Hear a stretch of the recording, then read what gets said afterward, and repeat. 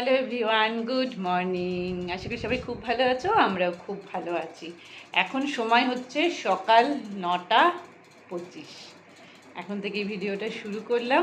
পুরো ভিডিওটা তোমরা দেখতে থাকবে, আই হোপ তোমাদের ভালো লাগবে। আজ কাল থেকে আমাদের এখানে ভীষণ বৃষ্টি হচ্ছে, মানে কলকাতায় খুব বৃষ্টি হচ্ছে। তো জায়গা জায়গায় তো জল জমেই কলকাতাতে, সবাই তোমরা এটা জানোই। তবে হ্যাঁ, একটা প্লাস পয়েন্ট, আমি যেই মানে এটাতে থাকি সেখানে কোনো দিনও জল জমে না। এত ভালো জায়গা আর কি, কোনো সময় জল জমে না। তো চলো, মান্টুরও খাওয়া দাওয়া কমপ্লিট হয়ে গেছে, ব্রেকফাস্ট কমপ্লিট হয়ে গেছে।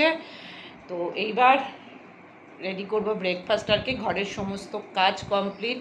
আর যেহেতু বৃষ্টি হচ্ছে, দেখো এই যে স্ট্যান্ডের মধ্যে ওখানে জামা কাপড় দেওয়া আছে। এবার বনির ব্রেকফাস্টটা রেডি করব। চলো তাহলে, তারপরে কি রান্না করি না করি সবটাই তোমাদের সাথে শেয়ার করবো। চলো দেখতে। এখানে না আজকে আমি লাউ চিংড়ি করবো বলে লাউটাকে আগের থেকে বসিয়ে দিয়েছি, কারণ লাউ করতে অনেকটা সময় লাগে। আর লাউ না আমি প্রেশারে কোনো দিনও সেদ্ধ করা বা কিছু না, একদম ডিরেক্ট আর কি কড়াইতে তেজপাতা আর গোটা জিরে ফোড়ন দিয়ে লাউটাকে দিয়ে দিই। তারপরে তার মধ্যে নুন, হলুদ, একটু চিনি, কাঁচা লঙ্কা, জিরের গুঁড়ো, ধনের গুঁড়ো দিয়ে দিলে নাড়াচাড়া করি। তারপরে চিংড়ি মাছ দিয়ে দিই ভেজে, বা কেউ মাথা দিলে মাথা দিতে পারো ভেজে। আর এখানে ডিম সেদ্ধ বসিয়েছি বনিকে দেবো বলে। আর এইখানে আজকে করব তেলাপিয়ার তেল ঝাল, মানে একটু বেশ কষা কষা, ভালো বেশ সুন্দর করে ঝাল ঝাল করে করব। আর এখানে যে চিংড়ি মাছটা আছে এটাকে ভালো করে ধুয়ে ভেজে তারপরে মিশিয়ে দেবো। এই হচ্ছে আজকে আমাদের রান্না বান্না। চলো তাহলে। আজকে বনের ব্রেডটা না টোস্টারে করে দিলাম, স্যান্ডউইচ গ্রিলে আর করলাম না। এই যে বনের ব্রেকফাস্ট রেডি, নে বস, আয় বসে পড়। আম আছে, কলা, ব্রেড, ওখানে বাটার আছে, পিনাট বাটার, জ্যাম আছে, ও লাগিয়ে নেবে। চলো খা।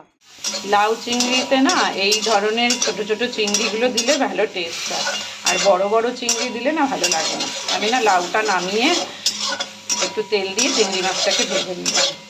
আর দামনজরিতে কি বড় বড় আনতো, তো আমি তখন আবার কেটে কেটে দিতাম, যেটা যার জন্য। এটা দিয়ে বাঁধাকপিও ভালো লাগে, ফুলকপি খেতে ভালো লাগে, ফুলকপি চিংড়ি ভেজে। এবার লাউটা তো রেডি হয়েই আছে, এই যে এটাকে মিশিয়ে দেবো, মিশিয়ে আরও একদম শুকনো শুকনো করে ধনেপাতা দিয়ে দেবো। লাউটা এবার মিক্স করে দিয়েছি চিংড়ি মাছের সাথে, একটু কাঁচা লঙ্কা দিয়ে দিলাম চিড়ে।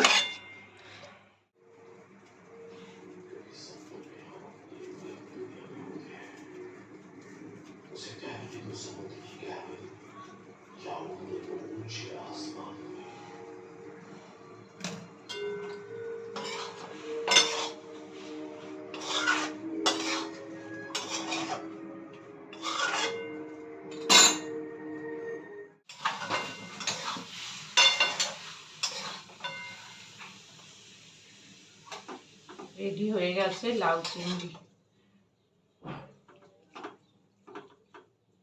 লাউটা খুব ভালো ছিল, একদম কচি লাউ ছিল, খুব কচি লাউ ছিল।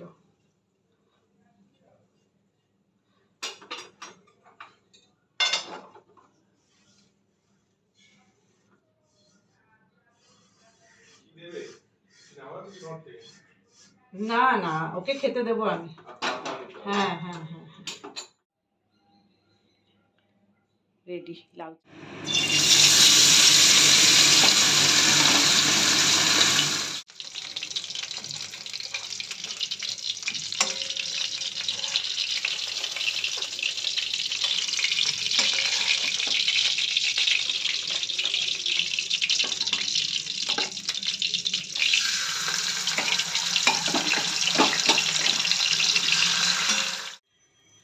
মাছগুলো ভাজা কমপ্লিট, এই যে।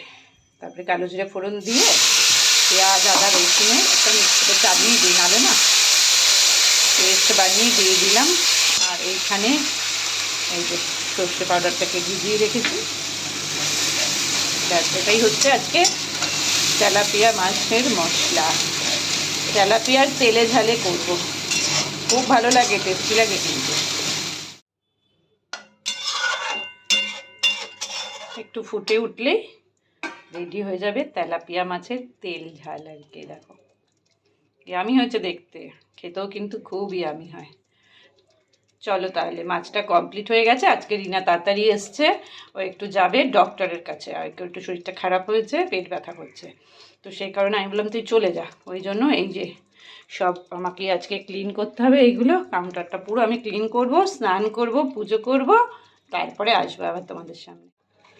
মাছ রান্না করতে করতে বলেছিলাম যে একদম স্নান পুজো কমপ্লিট করে তোমাদের সামনে আসবো, কিন্তু কি বলো তো, কালকে না আমার, দাঁড়াও লাইটটা অন করিনি, চিমনি ক্লিন হয়েছে, তো যথারীতি তেল তো থেকেই যায়, এই যে কেরোসিন তেল থেকে যায়, তো আমি কি করি তার পরের দিন কেরোসিন তেলটাকে দিয়ে বা আরও এক্সট্রা তেল নিয়ে আমি না রান্নাঘরে যে টাইলসগুলোকে খুব ভালো করে ক্লিন করি, তাহলে কি হয় দেখো, যেটা একটা তেল তেল থাকে না, তো একদম চলে যায়। যদিও যেহেতু আমি সপ্তাহে একদিন করে এই কাজটা করি, আমি বা রিনা, রিনা আমার ডেলি করে, আমি হয়তো সপ্তাহে একদিন কি 15 দিনে একদিন করি কেরোসিন তেল দিয়ে, তো ভীষণ ভালো জানো তো, পরিষ্কার হয়, একদম তেল থাকে না। এটা তোমরা একটা না টিপস হিসাবে নিতে পারো, যে কেরোসিন তেল দিয়ে রান্নাঘর। আর এই যে গ্যাসের বার্নারগুলো, দাঁড়াও, এই যে গ্যাসের বার্নারগুলো আছে না, এগুলো তো আমরা ডেলি করি, গ্যাসের সিলিন্ডারটা কিন্তু অফ করে নেবে তখন, এই যে ভালো করে একদম পুরো, যেহেতু আমার করা হয় সেই কারণে না আমার একদম নোংরা নেই, আমি তোমাদের দেখাবার জন্য করলাম আর কি। তারপরে কিন্তু ভালো করে একটা শুকনো কাপড় দিয়ে আবার মুছে নেবে, ব্যাস। এই দেখো, এগুলো আমার ডেলি হয়, এই সবগুলো সবটাই পুরোটাই আমার ডেলি হয়, কিন্তু আজকে যেহেতু আমি কেরোসিন তেল দিয়ে করছি সেই কারণে তোমাদের সাথে একটু শেয়ার করলাম। তোমরাও কিন্তু করতে পারো সপ্তাহে একদিন করে, তাহলে যে অনেকের বাড়িতেই আমি যাই দেখি একটা রান্নাঘরটা না ভীষণ চিটচিট হয়, কিন্তু এই কেরোসিন তেল দিয়ে করলে একদমই চিটচিট হবে না। চলো তাহলে করে নিই। পুরো কমপ্লিট হয়ে গেছে দেখো, আমার কিন্তু সেই পুরনো গ্যাস ওভেনটাই আমি ইউজ করছি, ওটা ঠিক হয়েছে আর কি, ঠিক হবে না বলেছিল কিন্তু ঠিক হয়েছে ওটা, এই যে এগুলো সব চেঞ্জ হয়েছে আর কি, সেই কারণেই এটা ইউজ করছি। এবার যাব স্নান করতে। স্নান পুজো সব কমপ্লিট হয়ে গেছে, আর দেখো তেল তেল লাগছে না চুলটা, কারণ কালকে না তেল দিয়েছিলাম রাত্রিবেলা, অনেক দিন বাদে নিজে একা একা তেল দিলাম, তারপরে নেল পলিশগুলো মানে নেল পলিশগুলো তুলে ফেললাম আর কি, তো রান্নাঘরটা ক্লিন করলাম, করার পর এইটুকুনি কাজও করে নিলাম, আর হচ্ছিল না, বাজে লাগে, একটু খাপচারা খাপচারা উঠে গেছে, তো সব কমপ্লিট হয়ে গেছে। স্নান পুজো, বনি গেছে স্নান করতে, স্নান কমপ্লিট হয়ে গেলে তারপরে আমরা লাঞ্চ করব। চলো, স্নান পুজো কমপ্লিট করে চলে এসেছি, এবার তোমাদের একবার আজকের লাঞ্চের ফাইনাল লুকগুলো দেখিয়ে দিই।